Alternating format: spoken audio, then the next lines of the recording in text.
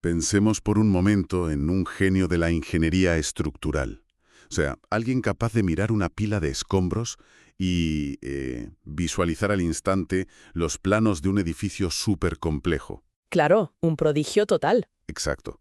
Pero ahora pongamos que ese genio es un panda. ¡Un panda! Sí, un panda con unos enormes auriculares verdes de neón que lleva como 24 horas seguidas sin salir de su cuarto, bañado únicamente por la luz azul de su monitor. Madre mía, la imagen es muy potente, desde luego. Pues con esta imagen arrancamos nuestra inmersión a fondo de hoy.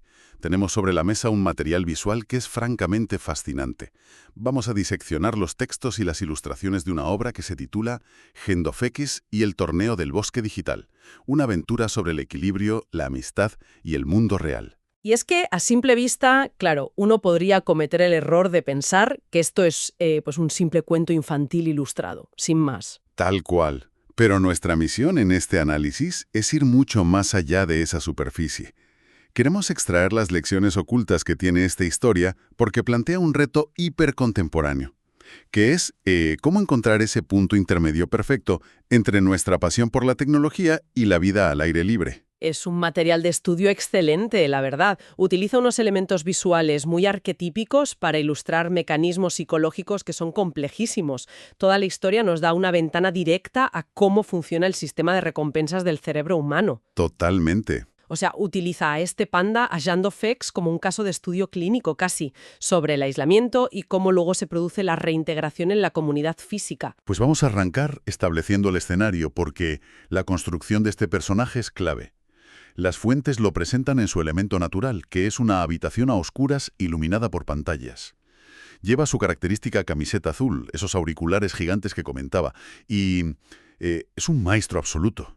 Un experto en su terreno. Eso es. Las imágenes lo muestran eufórico, con los brazos en alto, celebrando que es el campeón indiscutible de un videojuego que se llama Guerrilla del Bambú. En ese ecosistema digital es un héroe, es literalmente invencible. Sí, domina ese entorno por completo. Pero claro, hay un detalle en el primer capítulo que a mí me parece alarmante. Vemos un reloj en su escritorio y suena una alarma a las 10:26 de la mañana con una etiqueta que dice claramente tiempo de descanso. Una señal clarísima del mundo exterior. Exacto. ¿Y cuál es su reacción? Pues la que muchos habremos experimentado alguna vez. La apaga murmurando algo así como solo una partida más. El mundo real puede esperar. Y esa única partida se convierte en más de 24 horas ininterrumpidas. Una locura. Y aquí es donde necesito frenar un momento para preguntarte algo a nivel experto. Porque, a ver, una alarma es un estímulo físico ruidoso. Está diseñada específicamente para romper tu concentración. ¿Cómo es posible que el cerebro decida ignorar por completo una señal tan intrusiva y elija quedarse mirando una pantalla? Pues a ver, para entender ese comportamiento hay que analizar cómo está diseñado el entorno en el que está operando el personaje. El concepto clave aquí es la eliminación de la fricción. Fricción. Sí, en el mundo físico cualquier actividad tiene una fricción natural. O sea, si sales a caminar, pues eventualmente se hace de noche, o baja la temperatura, o aparece el cansancio físico. Claro, el cuerpo te avisa. Exactamente. Esos son topes naturales que el cerebro interpreta como señales de que toca cambiar de actividad. Sin embargo, los entornos digitales, como el de este juego de la guerrilla del bambú, están diseñados mediante una arquitectura de fricción cero. Vale, no hay cansancio, no hay atardeceres. Cero. No hay atardeceres, no hay variaciones de temperatura y además te ofrecen un bucle de retroalimentación inmediata. El jugador hace una acción y obtiene una recompensa visual o sonora al instante. O sea que la alarma no tiene nada que hacer contra eso. Es que cuando esa alarma suena a las 10:26, el córtex prefrontal, que es la parte del cerebro que se encarga de planificar a largo plazo y de decir, vale, es hora de parar, pues se ve completamente superado por la balanza de dopamina que le promete el juego. Qué brutal. La alarma representa el mundo real, que exige esfuerzo, mientras que la pantalla le está ofreciendo maestría sin apenas resistencia física. Me parece un contraste brutal. Sobre todo cuando observamos cómo interviene ese mundo real en la historia. Porque Gendofex no vive en el vacío, o sea, tiene amigos. Hay una ilustración preciosa donde vemos la puerta de su habitación abrirse de golpe. Sí, la escena de la interrupción. Entran Rina, que es una ardilla que lleva un vestido rosa, y Saltos, un conejo con un peto vaquero. Y entran con una energía desbordante. De hecho, Rina le dice directamente, sal de ahí, Gendofex, el sol está increíble hoy. Les están ofreciendo una conexión real, tangible. Y la respuesta que reciben es fascinante porque ilustra perfectamente la jerarquía de estímulos que se ha establecido en la mente de este panda. Los rechaza de la forma más tajante posible, es que ni siquiera gira la cabeza. Nada, ni los mira. Sigue tecleando y les suelta que está a punto de romper un récord mundial. Y hay un panel en el libro que es devastador. Vemos a los amigos marchándose por la puerta con las orejas caídas, visiblemente tristes, mientras el panda se ríe a carcajadas de un chiste que acaba de escuchar a través de su chat de voz. Es una imagen súper triste. Muy triste, pero es que me hace pensar que no estamos hablando solo de un problema de niños o de pandas en este caso. Si extrapolamos esta escena, es la misma dinámica que ocurre en la vida adulta. Absolutamente. Es como cuando alguien hace doom scrolling infinito en la cama, o cuando un profesional decide ponerse a responder correos electrónicos a las 2 de la madrugada, ignorando a la familia que tiene al lado. Al final estamos rechazando el sol por el récord mundial, sea cual sea la forma que tome ese récord de nuestra vida. Totalmente de acuerdo. Y fíjate, el análisis visual de esa escena nos aporta un matiz sociológico muy importante. El ilustrador no elige la ropa al azar. Viste a Rina y a Saltos con ropas de texturas físicas muy marcadas, un vestido de tela, un peto vaquero. Ah, es verdad. Texturas reales. Exacto. Representan el mundo táctil, la naturaleza y la vulnerabilidad. Y en contraposición tienes a Yando Fekis rodeado de plástico, de metal, de luces de neón. El rechazo se produce porque el chat de voz ofrece una validación social que es instantánea y que además está altamente curada. Libre de fricción, otra vez. Eso es, libre de las complejidades del lenguaje corporal o del compromiso físico real. Arrancar una carcajada en un chat requiere muchísima menos inversión emocional que cultivar una amistad cara a cara. Claro, es más fácil. El cerebro busca eficiencia siempre.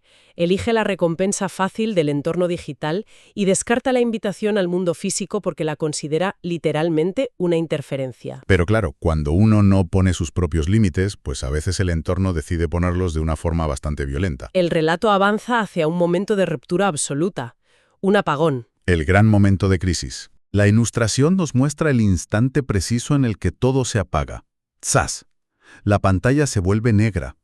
Es una transición dramática del neón a la más profunda oscuridad. Y el pánico de Handofrex es palpable. Grita algo como, no guardé la partida, auxilio. Su peor pesadilla. Lo vemos intentando conectar y desconectar cables a oscuras, desesperado, perdido. Y a ver, yo entiendo la frustración de perder el progreso en un juego. Lo hemos vivido todos. Pero el nivel de pánico que transmiten los trazos de ese dibujo me parece desproporcionado. ¿Qué es lo que realmente se está rompiendo en ese preciso instante en su cabeza? Pues lo que se rompe de golpe es la ilusión de control. En psicología hablamos de un concepto que es el locus de control. Locus de control. Sí, mira, dentro del juego, Handofekis tiene un locus de control interno que es absoluto. Él domina las reglas, domina los tiempos, los resultados, es el campeón. Pero cuando la electricidad falla, se produce una transferencia forzosa hacia un locus de control externo. Pasa a depender de algo que no controla. Exactamente. El universo físico le recuerda de un plumazo que depende de unas infraestructuras frágiles que escapan por completo a su voluntad.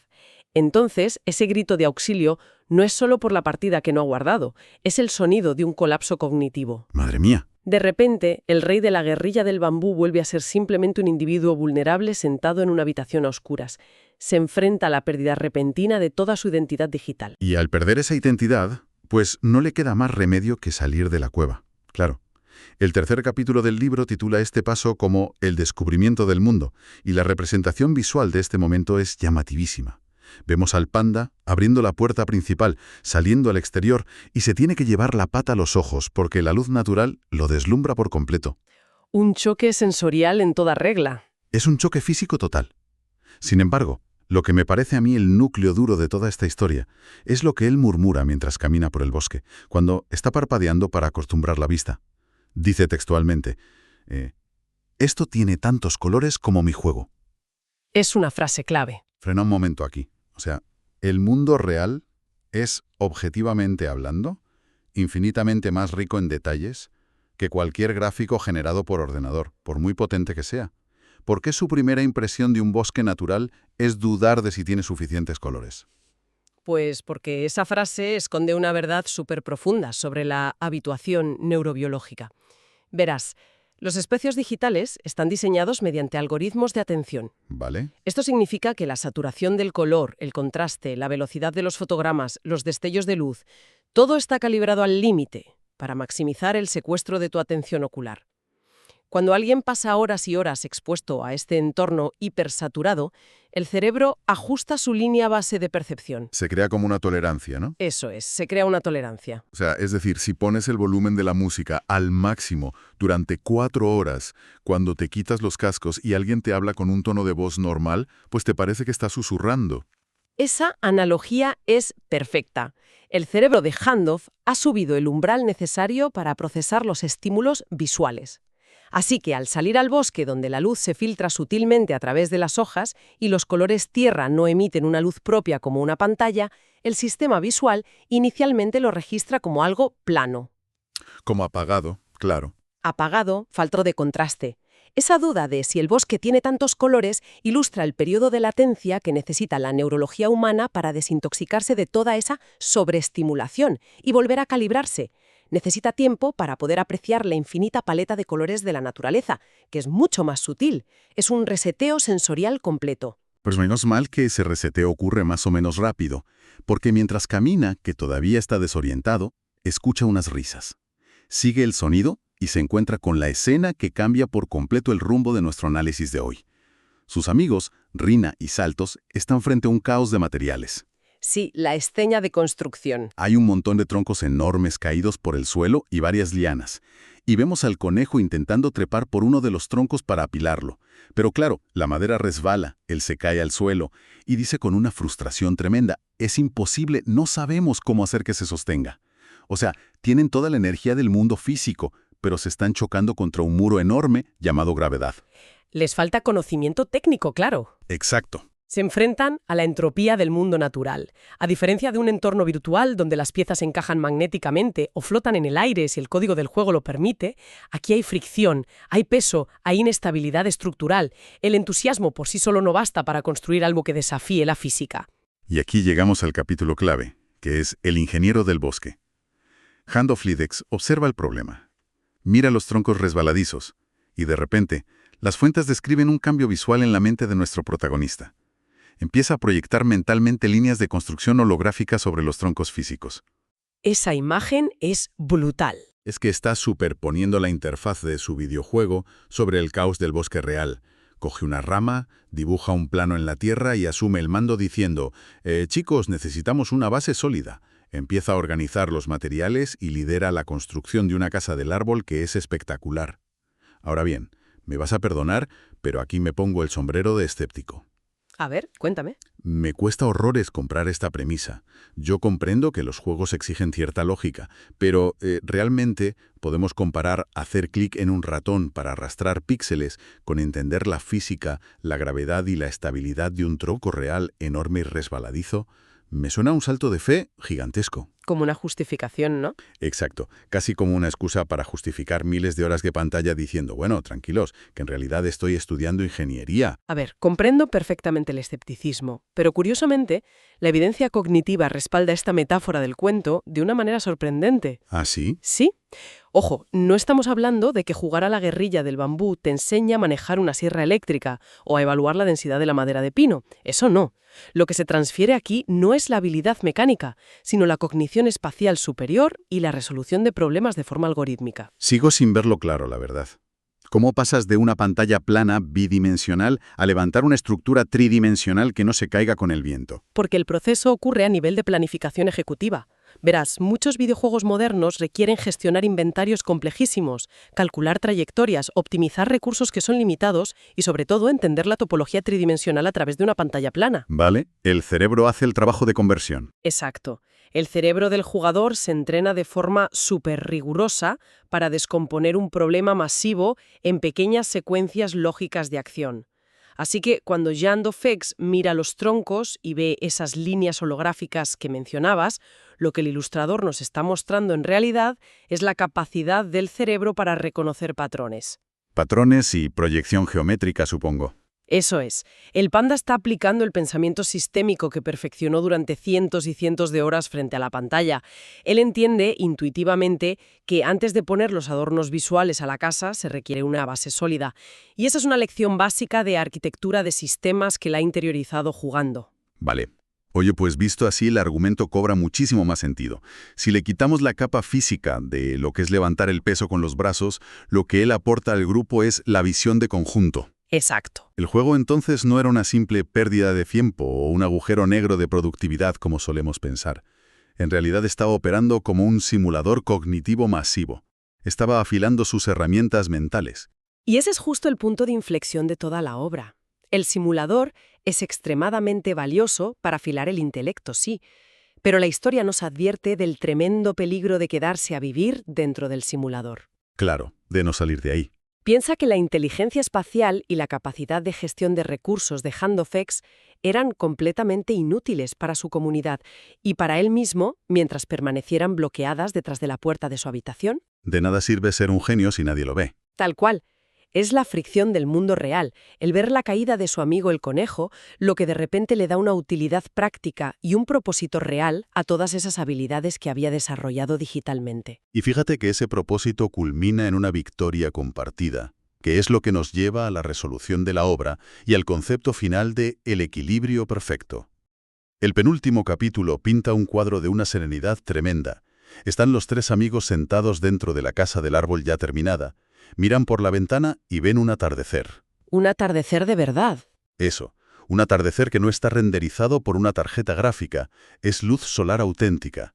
Esa misma luz que el panda había intentado ignorar toda la mañana encerrado. Es un momento de validación súper tangible para él, porque el logro que siente al estar ahí sentado en una estructura física construida con sus manos y disfrutando de la compañía de sus amigos, pues produce una química cerebral muy distinta a los picos rápidos de dopamina que le daba el juego. Es más estable, ¿no? Mucho más.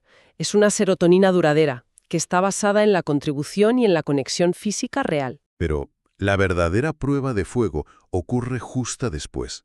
Se hace de noche, y regresan caminando por el bosque oscuro hacia la casa. Y de pronto, a lo lejos, ven un destello. Las luces de la habitación de HandofX se encienden. Ha vuelto la electricidad. O sea, el apagón ha terminado. El momento de la verdad. Exacto. Según el patrón de comportamiento anterior, este sería el momento en el que el panda saldría corriendo, dejaría a sus amigos con la palabra en la boca, entraría en su cueva, cerraría la puerta de un portazo y se pondría los cascos de inmediato para recuperar el tiempo perdido y buscar su preciado récord mundial. De hecho, vemos que los tres corren hacia la casa, pero al entrar, el comportamiento rompe todas nuestras expectativas. Porque la interrupción del hábito generó el espacio necesario para establecer una nueva jerarquía de prioridades. Exactamente. O sea, el bucle se rompió por completo. Las imágenes finales nos enseñan una dinámica completamente distinta.